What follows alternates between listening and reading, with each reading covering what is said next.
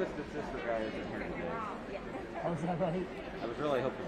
Did you hear about that? Yeah, you told me the logistics guy was. The Sun did a story. The guy who was the brainchild behind this great operation worked for Twisted Sister, organizing their concerts on tour, doing all this logistical stuff in large venues.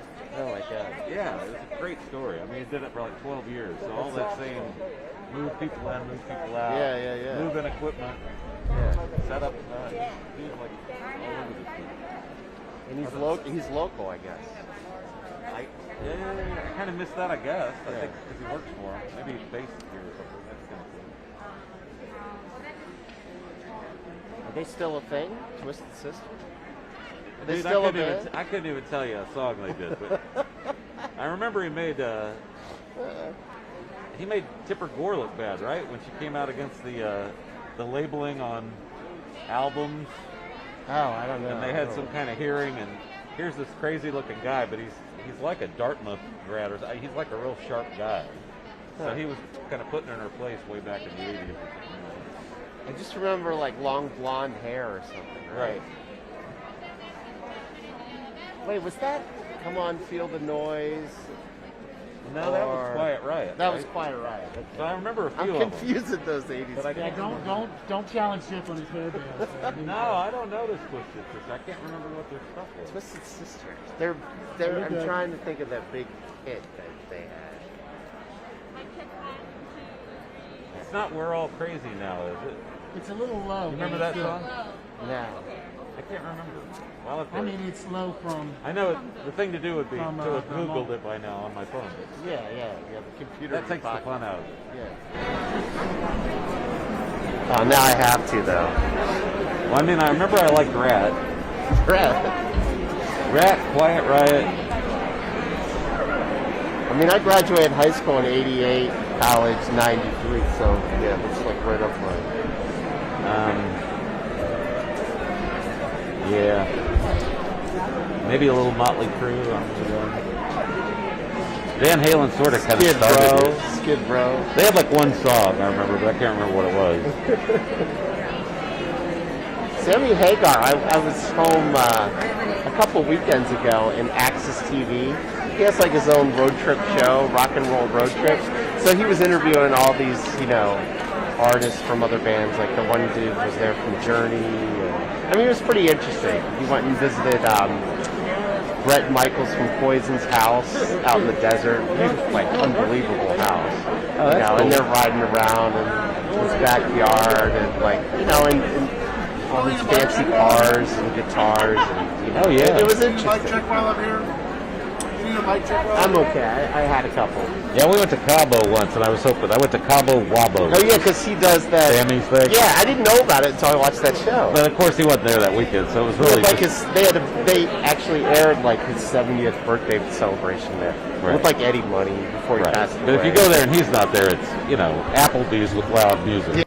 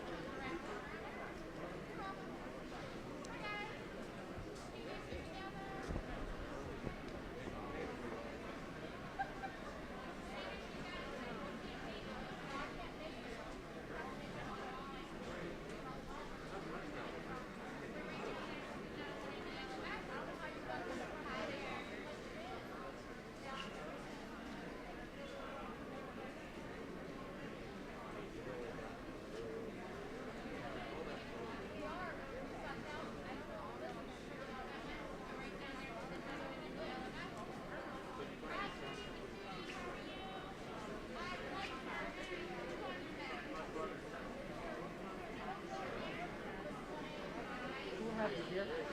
That works over in the county executive out in the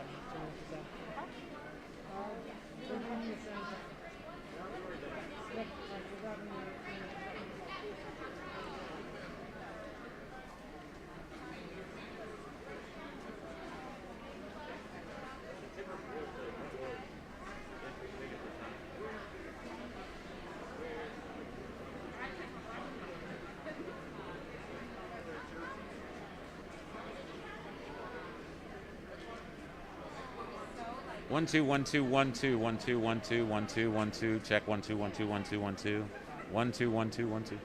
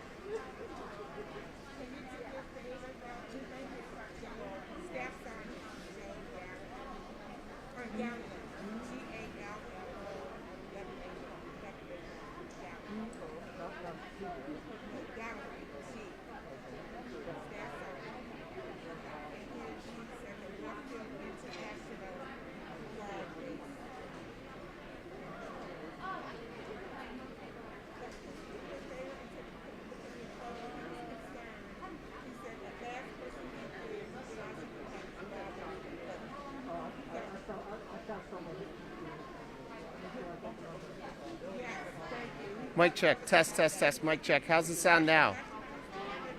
Check. Mic check. Testing, testing, testing, testing, testing, testing. Sorry, we were...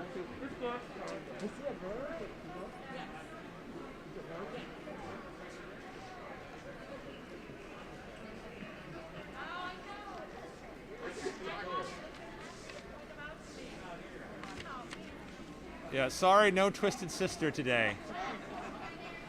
We thought about having some music in the background, though, to highlight Terry. Good morning, everyone, and thank you for joining us today. It has been almost exactly 1 year since Baltimore County reported its first case of COVID-19. While I remember that day as if it were just yesterday, this past year has also felt like an eternity. Collectively, we have lost so much. More than 1,200 county residents are no longer with us as a consequence of this virus. Many of our neighbors have lost their jobs. Our kids lost a year of in-person schooling. And we have lost connections to friends and loved ones, as well as connections to our very way of life as we used to know it. That's why it's both thrilling and overwhelming to hear President Biden's announcement last week that there would be enough doses of vaccination for every adult in the United States by the end of May.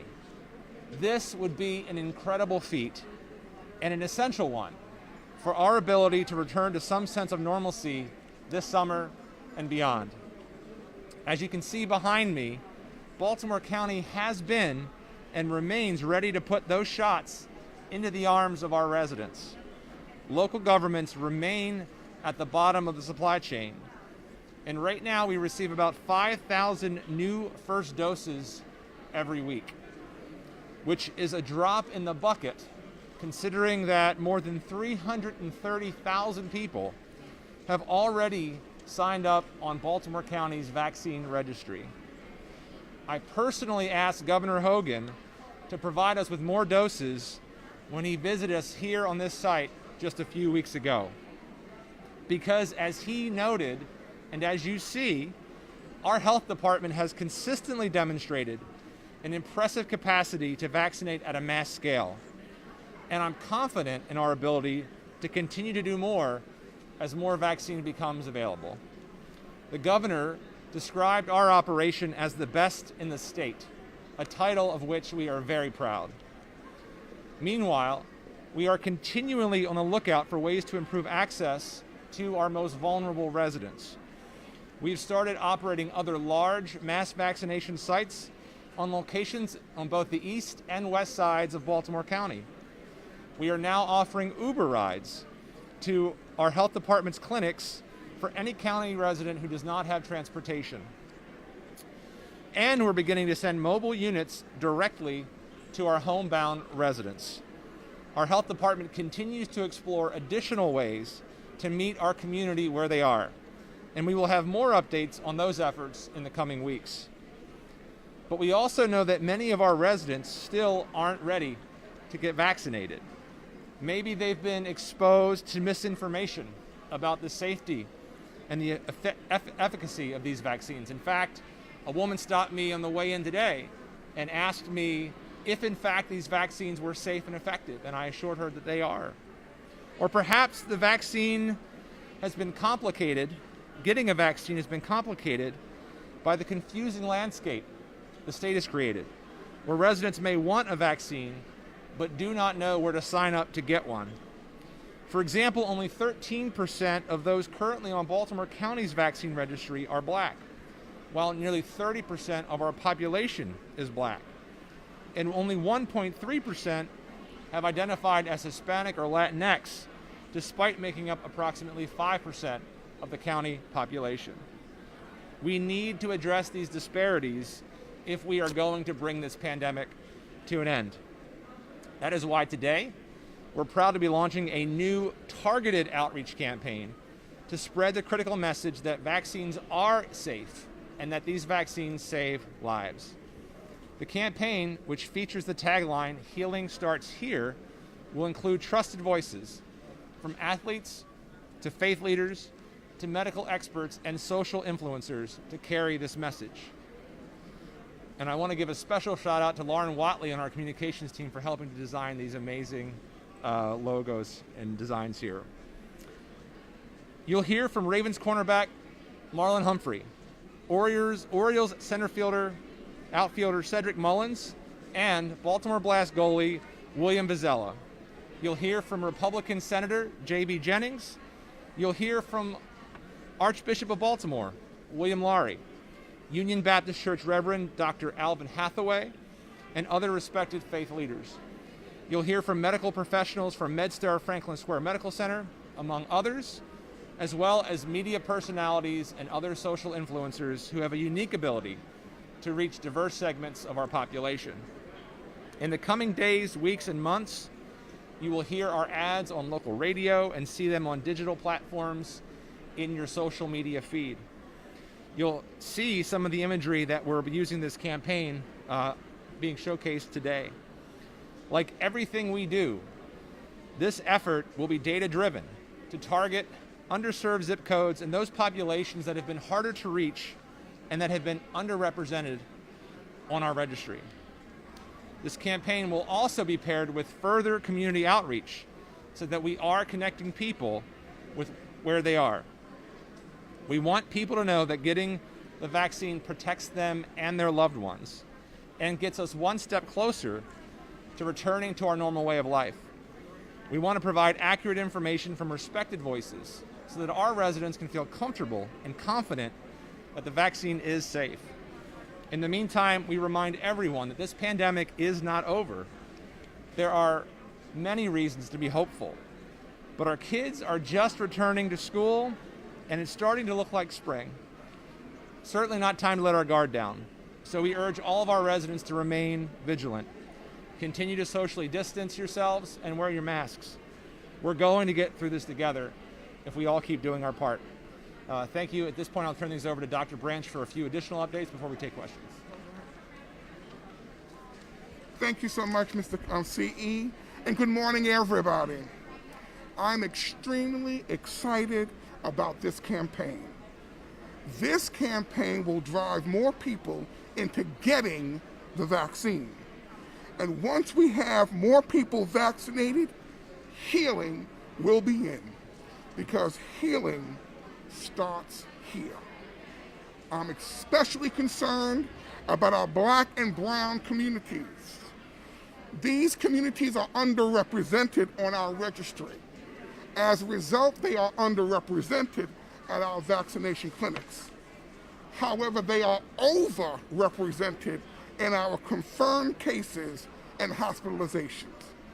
We have to change that, and we can, because healing starts here. We now have 3 very efficacious vaccines: Moderna, Pfizer, and Johnson & Johnson. And all 3 of these vaccines are proven to prevent or greatly reduce severe effects of the virus. And perhaps more importantly, all 3 are 100% effective against COVID-related deaths. So yes, I'm extremely excited about the launch of this effort to get more people vaccinated. After all, vaccines don't save lives, vaccinations do. And we look forward to vaccinating all of our residents over the coming weeks. In the meantime, I remind everyone to continue practicing your 3 W's. Wear your masks, watch your distance, wash your hands, and today I add a 4th W. Welcome whatever brand of vaccine you are offered, especially since we know that all 3 vaccines are safe, effective, and a critical tool in saving lives. I'm going to ask that you please do it for yourself, do it for your family, do it for your community. Please, just do it. Thank you.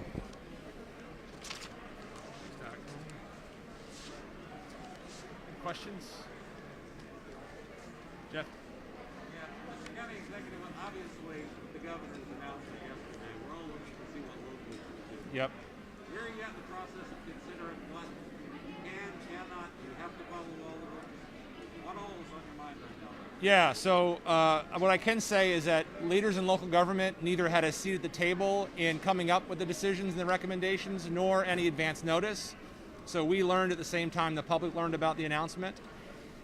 We know that we have some local authority separate and apart from the governor's executive orders, but we are actively exploring both what his orders are, what our legal options are, looking at our data, and later today I actually have a conference call with the Big 8, the major jurisdictions in the Central Maryland region and the DC region, to discuss a path forward potentially together, but we'll have more to announce in the days to come. It's been less than 24 hours, so we're actively reviewing what the governor announced yesterday with our team. Are your numbers going up or down right now? What's about So I can tell you that we had seen very encouraging signs as people were doing the right things, wearing their masks, honoring the restrictions, getting their vaccinations. In recent days, however, our numbers started to level off. And so, we are obviously taking a look at what those numbers are as we sort of consider our next steps in response to the governor's announcement.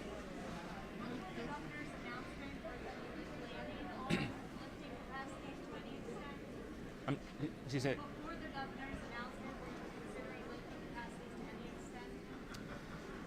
so before the announcement, local governments could only be more restrictive, not more permissive. So it really wasn't an option under the prior orders. Look, we want to open, just like with our schools, as quickly and safely as possible. But the key is to do both, to do it as quickly, but also to do it safely. And with the variants, with only 15% or so of the state being currently vaccinated, these are all factors we have to weigh in reviewing what the governor announced just yesterday, less than 24 hours ago.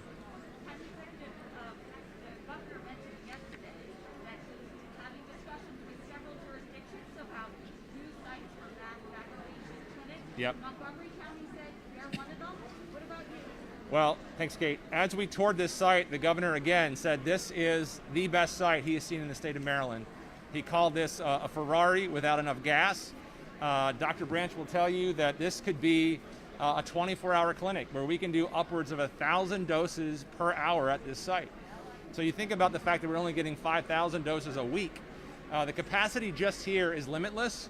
We're welcoming the opportunity to serve not just Baltimore County residents, but the region and the state, because candidly, the only way we get through this is to have all of our residents vaccinated. The virus doesn't know borders, doesn't know boundaries. It's why we're reaching out to our residents through this campaign. And candidly, to the earlier question, it's why this campaign is so important. As the governor is opening up and trying to push for that effort, getting people vaccinated becomes all the more important, and this campaign is all the more important. So if I may, are you reluctant to say that you are in this? I understand you're making a pitch here, but are you in discussions, for example, in Germantown, FDA just set up a site tour with the health department and the National Guard. Has it gotten to that level here, or are you still just like advocating this? I'll let Dr. Branch add, but we're already ready to go. I mean, we're doing the work. The issue is, I mean, it's just we're running on fumes in terms of the gas, which is the vaccines. And so I made a direct plea to the governor when he was here. I said, give us the doses and we'll get it done. So we're ready. We don't need to be stood up as a mass vac site. We're already one. We just need the doses. So I don't know if you wanted to add to that, Doc. And I can just add to that and just say to you that the National Guard has been here. We've had multiple jurisdictions come out, and everyone looks at Baltimore County as the gold standard. And people are really trying to use what we have here in other locations. Even though we are ready and set, we're not a state mass vaccination. We are mass vaccination, and we're open to the state. County Executive, the State Department of Education said yesterday that the percentage of teachers and staff who requested and received the vaccine for Baltimore County is at 27%. A lot of other jurisdictions are higher. Some are at 100%. In getting teachers vaccinated, what's your response to that and your efforts, if you can explain? Well, first of all, I'll say I have no idea where they got those numbers from, because we certainly have not had that data shared with us. And I can tell you that thousands of educators have been surveyed by TABCO and ESPBC, so the organizations that represent teachers. And of those thousands who actually have been surveyed, and we know where the data came from, 62% have already been vaccinated. Many more have a current appointment. So, and almost 60% of those vaccinations were from us. So we know that based on the number of teachers we've vaccinated already through our system, based on the survey from TABCO and the educational support professionals, those two labor organizations, we know those numbers do not jive with what we have as our own data set. So you'd have to ask them where they got that data from. It certainly does not seem accurate at all to us. So it's a survey and not a hard number as far as you're concerned? Like you know who got vaccinated, it's just a survey? We know how many educators we've vaccinated for sure, and we know that number far exceeds whatever number they're using. And then sort of the survey of educators from these partner organizations sort of validate the fact that we know that those numbers don't seem right at all, that they're sharing it from the state. As far as the equity issue is concerned, the big criticism from the city is that a lot of folks can't get to a mass vaccination site. You have 3 of them here in the county. Yep. What's been the effort to get to the pockets of places that are underserved? Yeah. So part of it is making sure people know that the registry is available and getting them on the registry. We're also making broadband more available. We've expanded Comcast Internet Essentials to tens of thousands of houses. We are using our 311 system for people who don't have technology, so they can both register and coordinate transportation. So we're providing Uber for anyone who does not have transportation to a site. Phil, you mentioned both this site, the site in Randallstown, and in Essex. We're going to be expanding further in community clinics, but part of the challenge is we just don't have the doses. We don't have enough for just this one site to be fully operational. So it's really hard to expand further. But we are going into places that are homebound. It goes back to this campaign, meeting people where they are, and give us the doses, we'll get it done. We, again, have been heralded not just as a statewide leader, but frankly a national leader in terms of how to distribute doses. So get us more doses, let us be the leaders that we are in this space, and we will make this region and this state shine if we have the doses. Last question. Actually, it's a two-part question, but it might be 1.5 left. Okay, the thing people are emailing and texting me about that they're most confused about are the CDC, the new CDC guidance to the newly vaccinated. Is there any way you can kind of explain what that actually means for us to choose? And if someone's on your registry, but they're waiting, and they're eligible for it, can you explain that they're eligible to get the shot elsewhere in the state, not just New England health department? There's a lot of confusion about that. Okay. Even though you're restricting the phase of supply, doesn't mean they're not eligible. Okay, so I'll start with number 2, and then I'll go back to 1. So if a person can, anyone who lives and works in Baltimore County can apply to our registry. That is okay. It doesn't make a difference which tier you're on. Once you apply to our registry, we will then invite you for an appointment when we have enough vaccine based on which tier is identified as to how you register. If a person wants to, they can register at multiple locations. They don't have to only register in Baltimore County. And then depending on whoever calls them first, that is who they should go with, and that's the vaccine that they should take. As it relates to the CDC guidelines, it is wonderful that we're vaccinating more people. And what we're trying to get to a point now is to get people to want the vaccine. And the key at this point now is if you have a vaccine, and if someone else has the vaccine, and the point is that you guys can get together, and then you guys do not have to wear your mask in your own small party, not in the public. In the public, everyone should continue to remain wearing their masks. Dr. Okay. Brack, just one follow-up on the equity issue. You said that the county has 30% black community, but 13% are only registered. Explain that, and why do you think that number is the way it is? What do you attribute that to? Okay. So Is it hesitancy? Is it access? Is it another reason? I think it's all of those reasons combined. So I think that some people are hesitant, and we know historically the black and brown communities have been hesitant for different reasons, but they have been hesitant. And then also I think it's because of access and being able to utilize the computer systems. And that's why we're going to go to the people in the community so that we can actually vaccinate them that way, so that we can just take away all of those barriers. If transportation is an issue, we're going to take that barrier away. If not wanting to leave your neighborhood is an issue, we're going to take that barrier away. If you wanting to go someplace where you feel comfortable, like your church, a faith-based institution, we're going to take that barrier away and bring the vaccines to those locations. So we're trying to do it all as time goes on. And at this particular time, unfortunately, we do not have enough vaccine to do it all. But we can do it all. We will do it all. And we will vaccinate everyone. All right, no, thank you, Bill. Okay. Thank you, we're done. Good job, Doc. Thank you again. Sure, my pleasure. You need more to control your truck.